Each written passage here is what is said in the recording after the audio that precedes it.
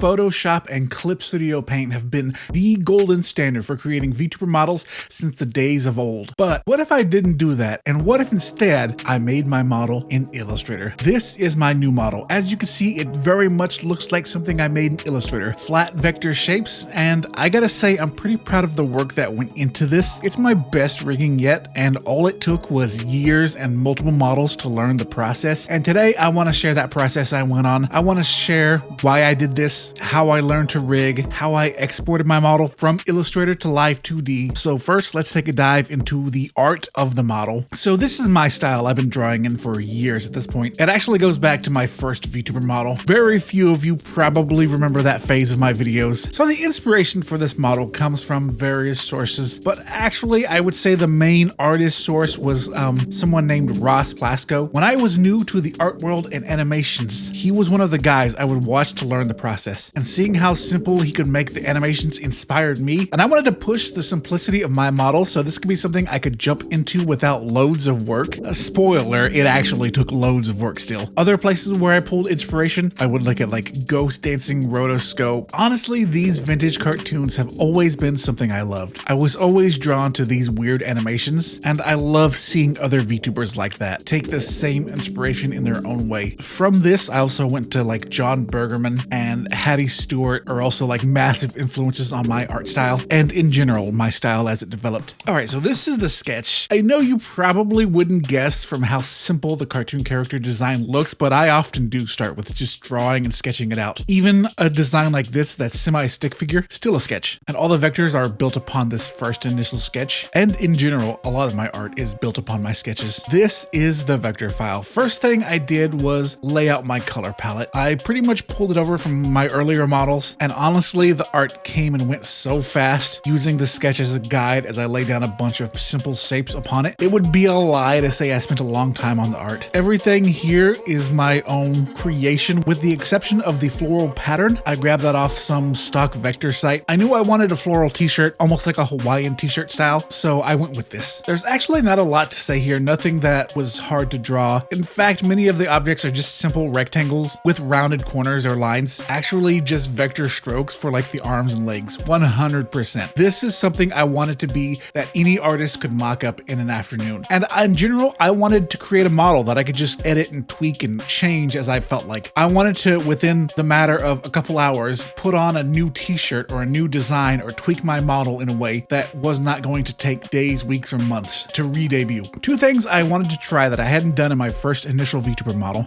I wanted to draw distinct shapes of the mouth as they open and close, and same with the eyes. Because with my older model, the one thing I really dislike is watching my character blink. Not gonna lie, I didn't know how I was gonna do this yet because there's not a lot of tutorials on how to do this in particular that I wanted to do, so I just knew I had to be inventive here. I felt like I've seen rigging and models enough that I think it was possible, so I tried it. And really, there was no big tutorial on how to do this until now. The process for preparing my vector files is not too different from cutting your files in Clip Studio Paint or Photoshop. You want to break down your layers and name each thing. The one thing I originally thought I was going to do was to rig the hat more, so as I looked down you could see the top of that hat. The way I cut these files made that a little too hard, and looking back, if I wanted to do this again, I should have drawn the hat using more basic shapes instead of how I drew it now. It's easier for what I was doing to manipulate basic shapes than it was to do custom drawn shapes. One of the big things I did was delete all of the clipping mask. That was there to help me envision and see how the final product would look, but as I would cut the files and get it ready for rigging, we did not need that. Originally, I had wanted the pattern to not move with the shirt in the same way you see like in some cartoons, but in some of my test rigging, that just looked awful, so we cut that idea. It was very distracting when I moved. So I want to start by saying this, that I think rigging is an art and not a science. I first started rigging my character and I found out I didn't like how the eyes looked as they closed, so I quickly scrapped that original idea and went back to the source files to add these eyelids to fix that. And another thing I hated was how my face turned in the model, and I saw people in Clip Studio Paint making 3D heads to help them use as guides for turning their head left and right in a little bit more 3D looking aesthetic. So I knew this was basic shapes. I went into Blender and basically took these basic shapes and kind of sketched it out and how it would look in left, right, up, down, and diagonal. So I had a better understanding of how they would look, and eventually eventually I only ended up really using like 3 views, but I made way more than I needed. The up and the down and the left, and you'll see why in a second. Rigging your model is an art and not a science. And to me, that means take one step at a time and don't be afraid to start over again on a step if you need to. And for me, how I did this was I would rig something to 100% completion, meaning I did not have to ideally come back and re-rig or refix something. And I would save there and then move on to the next piece. All because when I moved on to my next piece, I definitely wanted to play around and see how well it worked,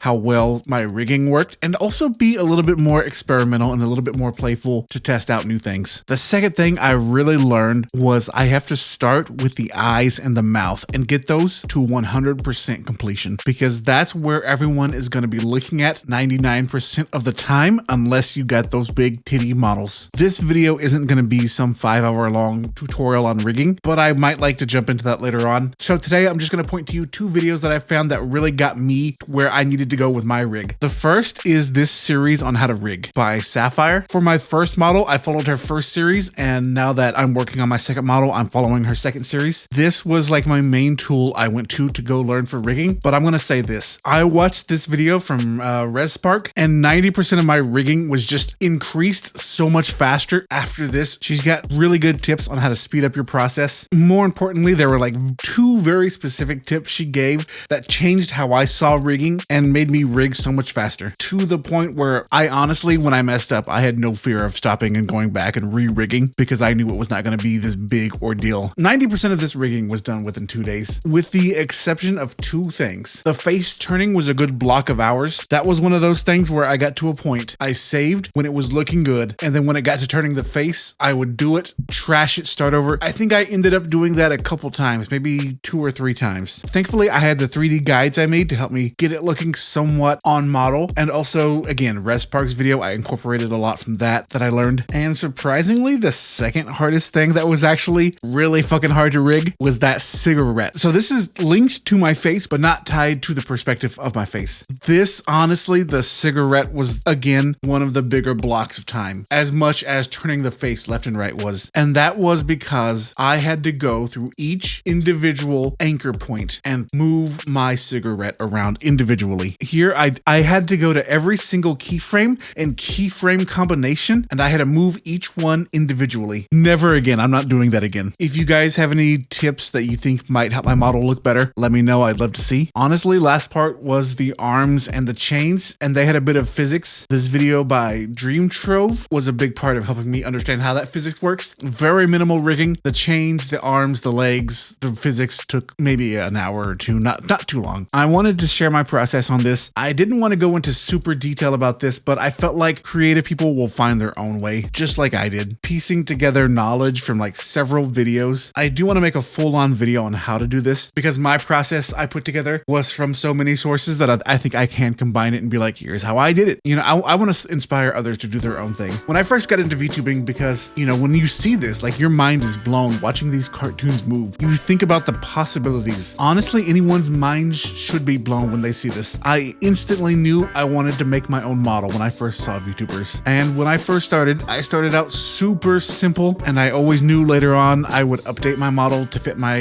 to fit a more anime style. And slowly over the years, I did go that way. I wanted to fit in with the rest of the VTubers. As I was in the scene more and more, I found myself trying to conform to what everyone else was doing. Honestly, in that, I became less happy, and I lost touch with a part of myself. And then I started finding these VTubers really stand out, doing their own thing, and my mind was blown again, like all over again. Like I really felt like I could do anything I wanted after seeing all of these crazy VTuber models, that I can build my own world around me, that I can craft the world in my voice. It's hard to look at someone like Shindigs and just not be mind blown, you know, not think of ideas and possibilities of what VTubing can be again. And that's part of the big reason why I'm moving back away from anime styles and back into a more fun style that I can draw in, to do what I do best and really what only I can do, which is draw in my style. Even if it means nobody out there is really doing this yet, if I plant my flag and I'm saying this is my space, maybe other people will come along with me. Maybe they won't, who knows? It's crazy to think that you look at something like South Park and that was animated within a week. All the art, all the animation done within a week. Yes, they have a team team, but now I'm just like, man, am I not doing enough? Am I not illustrating or arting enough? I should be doing more. I could be doing more. Definitely over the next year, I want to keep playing around with my rig, maybe even with others' rigs. You know, if somebody wants a VTuber model similar to mine,